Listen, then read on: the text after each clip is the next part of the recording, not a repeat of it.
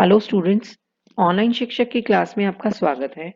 आज हम दिनांक 8 सितंबर 2020 के लिए गणित की वर्कशीट जो कक्षा 8 के लिए दी गई है उसे सॉल्व करने जा रहे हैं। विद्यार्थी ऊपर अपना नाम लिखें और अपने अध्यापक का नाम लिखें। आओ संख्याओं को जानें। आपने संख्याएं तो बहुत सारी पढ़ी हैं जिनकी स्थानीय मान बहुत ज्यादा तक चला जाता है और ये अनंत तक संख्याएं हमारे पास होती हैं। लेकिन इन संख्याओं को भी आप जानते हैं बच्चे, कुछ समूहों में बांटा गया है। तो देखते हैं वो कौन कौन से समूह हैं। सबसे पहले हमें दिया गया है प्राकृत संख्याएं। वस्तुओं को गिनने के लिए जिन संख्याओं का प्रयोग करते हैं उन्हें प्राकृत संख्याएं कहते हैं। हम संख्याओं का प्रयोग ऑब्वियस सी बात है गिनने के लिए ही करते हैं। तो जितनी भी जो संख्या शुरू हो गई 1 से लेकर अनंत तक सभी संख्याएं हमारी प्राकृत संख्याएं कहलाई जाती है जो वस्तुओं को गिनने में काम आती हैं। अब इसके आगे ही आपको एक बॉक्स दिया गया है, इसमें आपको कोई भी 5 प्राकृत संख्याएं लिखनी है तो आप कोई भी लिख सकते हैं। यहाँ 1 2 3 4 दिया गया है, आप 5 6 7 8 9 10 11 12 अनंत तक जो नंबर आपके दिमाग में आता है आप कोई भी 5 प्राकृत संख्याएं इस बॉक्स में लिख सकते हैं। सेकंड ग्रुप है हमारा बेटा पूर्ण संख्याओं। पूर्ण संख्याएं वो होती हैं जब हम प्राकृत संख्याओं में जीरो को मिला देते हैं तो उसे हम पूर्ण संख्या उससे हमें प्राप्त होती है। जैसे 0 1 2 3 4। इससे पहले जो प्राकृत संख्याएं बच्चे हमें दी गई थी वो गिनती सारी पूरी करती है 1 से लेकर पूरी अनंत तक। लेकिन जब हम पूर्ण संख्याओं की बात करते हैं तो हमारा उसमें जीरो भी शामिल हो जाता है। तो अब हमें यहाँ कोई 5 पूर्ण संख्याएं लिखनी है। आपको मालूम है 0 से लेकर अनंत तक कोई भी संख्या आप यहाँ पर लिख सकते हैं। तीसरा है पूर्णांक। जब पूर्ण संख्या में प्राकृत संख्याओं के ऋणात्मक को शामिल कर लेते हैं तो उसे पूर्णांक कहते हैं। जैसे -3 -2 -1 0 1 2 3। अब देखिए यहाँ पूर्णांक में एक चीज नई शामिल हुई है। हमने देखा प्राकृत संख्याएं 1 से शुरू हैं, पूर्ण संख्याएं उससे भी पहले 0 से शुरू होती हैं। अब आता है उसके बाद पूर्णांक। पूर्णांक में 0 से लेकर आगे तक की संख्याएं तो हैं जो कि पॉजिटिव संख्याएं बोली जाती हैं, धनात्मक संख्याएं। लेकिन इसके साथ एक नई चीज ऐड हो गई कि हम इसमें ऋणात्मक संख्याएं भी ले सकते हैं। जैसे कि आप देख रहे हो -3 -2 -1। आपने सुना होगा जब हम किसी से कोई चीज उधार लेते हैं तो हम उधार को माइनस में शो करते हैं। जब किसी के ऊपर कुछ चीज हमें किसी को देनी है वापस तो वो हमारी नहीं हुई तो हमारे पास वो पॉजिटिव नंबर्स में कैसे हो सकती है, तो हम उसे माइनस देते हैं। इनको ऋणात्मक संख्याएं कहते हैं। और जैसे 1 से लेकर अनंत तक धनात्मक संख्याएं होती हैं इसी तरह -1 से लेकर इंफिनिटी तक अनंत तक हमारे पास ऋणात्मक संख्याएं भी होती हैं।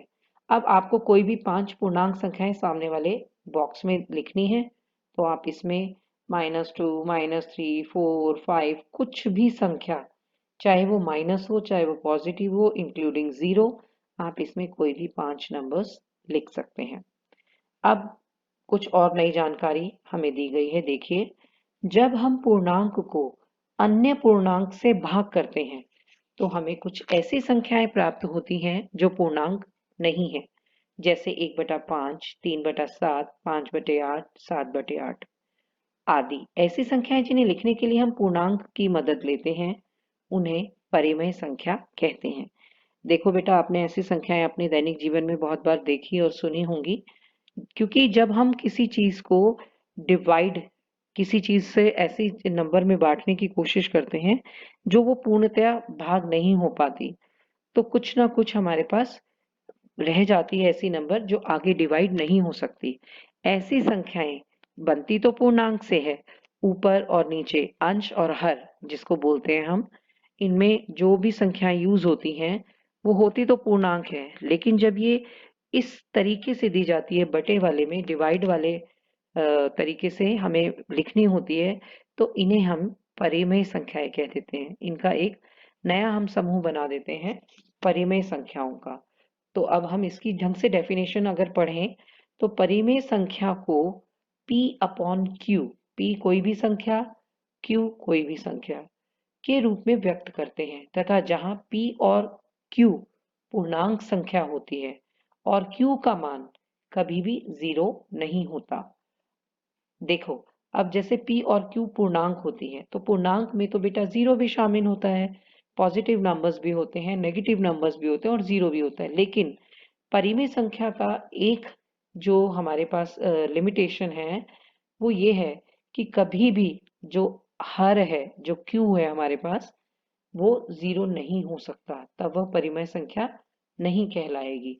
उसके अलावा जितनी भी संख्याएं हम p अपॉन q यानी कि किसी एक पूर्णांक के भाग में दूसरा पूर्णांक के रूप में प्रेजेंट करते हैं जो संख्याएं, उन सभी को हम परिमेय संख्याएं कहते हैं।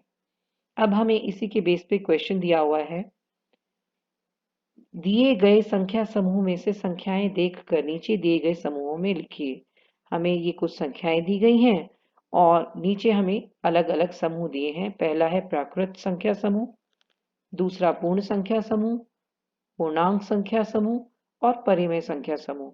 अभी हमने इन चारों चीजों के बारे में ऊपर पढ़ा, तो हम बहुत आसानी से इन दी गई संख्याओं में से चुन लेते हैं। फटाफट पहला देखिए, प्राकृत संख्या समूह। तो आपको मालूम है 1 से लेकर अनंत संख्याएं जो पॉजिटिव होती हैं उनको प्राकृत संख्या कहते हैं। तो 1, 4 और 7 हमारे पास प्राकृत संख्या का समूह है। उसके बाद है पूर्ण संख्या समूह। पूर्ण संख्या में आपने देखा था 1 के बाद की तो सभी नंबर थे ही, उसके अलावा 0 भी उसमें शामिल हो जाता है। तो हमारा इसमें क्योंकि लेकिन 0 नहीं दिया गया तो हम 1, 4 और 7 इसी में ही आ जाएगा, पूर्ण संख्या समूह में ही। उसके बाद पूर्णांक संख्या समूह। पूर्णांक संख्या समूह और बढ़ जाता है क्योंकि उसमें नेगेटिव नंबर भी जुड़ जाते हैं।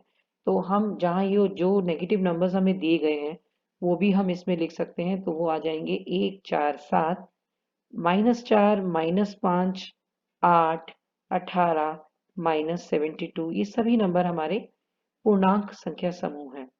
उसके अलावा परिमेय संख्या, आपको अभी हमने डेफिनेशन पढ़ाई थी कि जो भी संख्याएं p अपॉन q के रूप में लिखी जा सकती हैं। तो हमारे पास ऐसी संख्याएं आप सामने देख रहे हैं, 3/7, 4/9, -3/5, 3/2, 9/4, 8/9। तो ये सभी हमारे परिमेय संख्या समूह की ओर जाएंगे।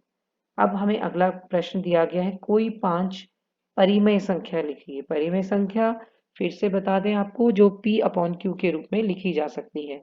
तो आप कोई भी नीचे नंबर लिखें, 2/5, 4/7, 8/9 या 7/8, ऐसी कोई भी आप 5 संख्याएं लिख सकते हैं तो वो परिमेय संख्या बन जाएंगी।